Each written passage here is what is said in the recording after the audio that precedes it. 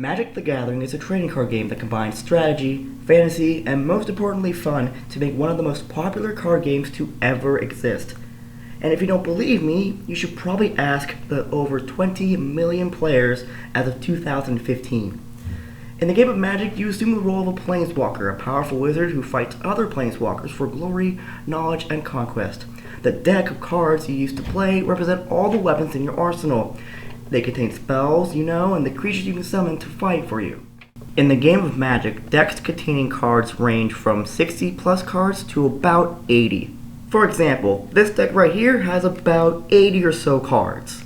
There are 5 different colors of mana in Magic: red, black, blue, white, and green. Mana is used to cast spells, enchantments, and creatures that will fight for you and defend you against your opponent. Each of these cards requires a certain number of mana to cast. How do you get mana? Well, mana is obtained by casting cards called lands. There are 5 types of lands, one for each mana color. Mountain for red, swamp for black, island is blue, forest is green, and plains is white. Here's an example. Notice Bloodfire Colossus, and notice what's circled. There's a 6 and 2 red mana symbols. This is the casting cost of this creature. This means it will cost you 2 red mana and 6 mana of any color you cast.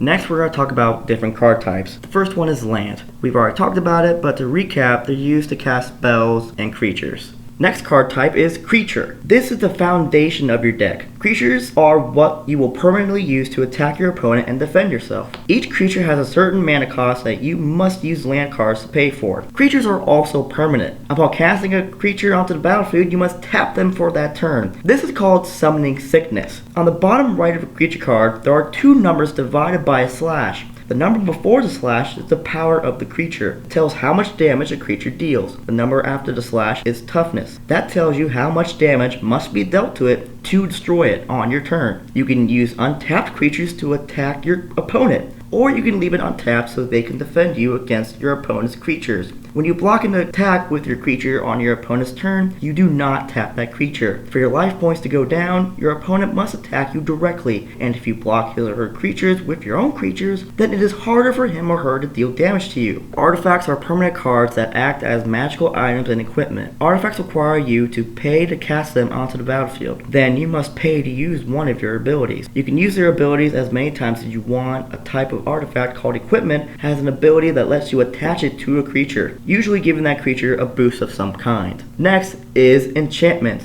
Enchantments are kind of like artifacts, except that they don't have a cost to use their abilities, but you can usually use the ability only once.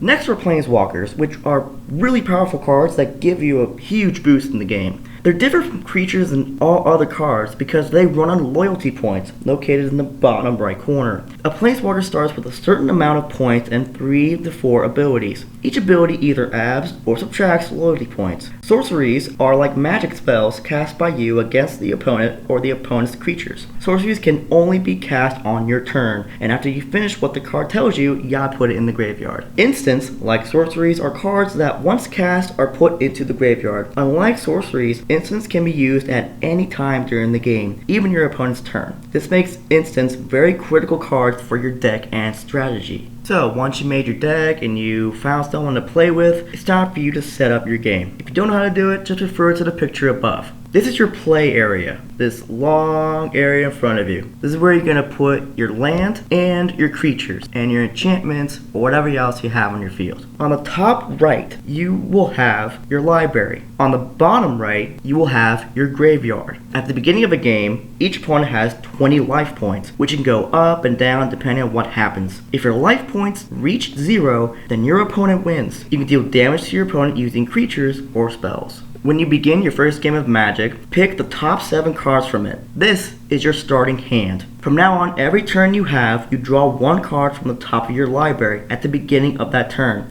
and add it to your hand. 7 is the maximum amount of cards you're allowed to have at the end of your turn. If you have more than that at the end of your turn, you must discard until you have 7. So once you're set up and you're ready to go, it's time for you to start playing.